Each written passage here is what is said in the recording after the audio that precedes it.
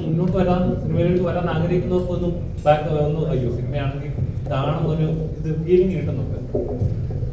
സിനിമയിലേക്ക് ഡ്രഗ് അടിക്കാൻ വേണ്ടിയിട്ട് വരാൻ വേണ്ടിയിട്ടാണ് ആൾക്കാർ വരുന്നതെന്ന് വിചാരിച്ചു കഴിഞ്ഞാൽ അവരടുത്ത് എന്നെപ്പോലുള്ള ആൾക്കാർ കൊണ്ടുവന്ന് പെടരുതെന്ന് പറഞ്ഞു. കാരണം ഞാൻ പട്ടാളക്കാരനാണ്, ഞാൻ മദ്യപിക്കില്ല. പലരും പറയാറുണ്ട്, ഓ അയാൾ പട്ടാളക്കാരൻ, ആൾ മദ്യപിക്കില്ല. ഞാൻ ഇന്നവരെ മദ്യം തൊട്ടിട്ടില്ല. എൻ്റെ വീട്ടിലെല്ലാം ഉണ്ട്.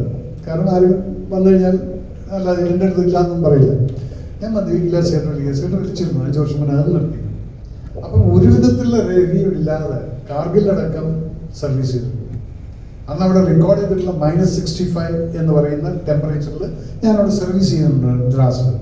അപ്പം ഈ പറയുന്നതല്ല, ഈ കേൾക്കുന്ന ഓഡിയൻസിൻ്റെ അടുത്തും പറയണ കുട്ടികളോട് പറഞ്ഞ് മനസ്സിലാക്കുക, മദ്യപിച്ച് കഴിഞ്ഞാൽ നിങ്ങളുടെ ശരീരം ചൂടാവുന്നതൊന്നുമില്ല, നിങ്ങളുടെ ബുദ്ധി പോവുകയാണ്.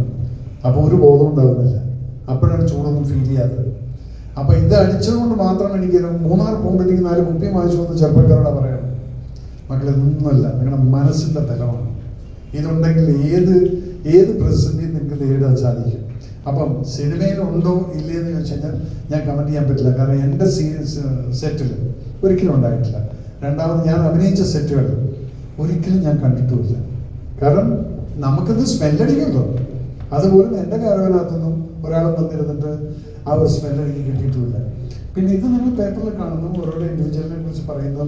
അതിൽ പല ആൾക്കാരും ഇപ്പോൾ ഷൈൻ ടോം ചാക്കോൻ്റെ കാര്യം പറഞ്ഞപ്പോൾ ഞാൻ പറഞ്ഞത്, എനിക്ക് ഷൈനെ കുറിച്ച് ഞാൻ അറിയുന്ന ഷൈൻ നല്ലൊരു ഭയങ്കരമാണ്. പിന്നെ അടിച്ചാൽ എങ്ങനെയാവുന്നു അല്ലെങ്കിൽ നക്കിക്കഴിഞ്ഞാൽ എങ്ങനെയാവുന്നു എനിക്കറിയില്ല. I am really sorry for that.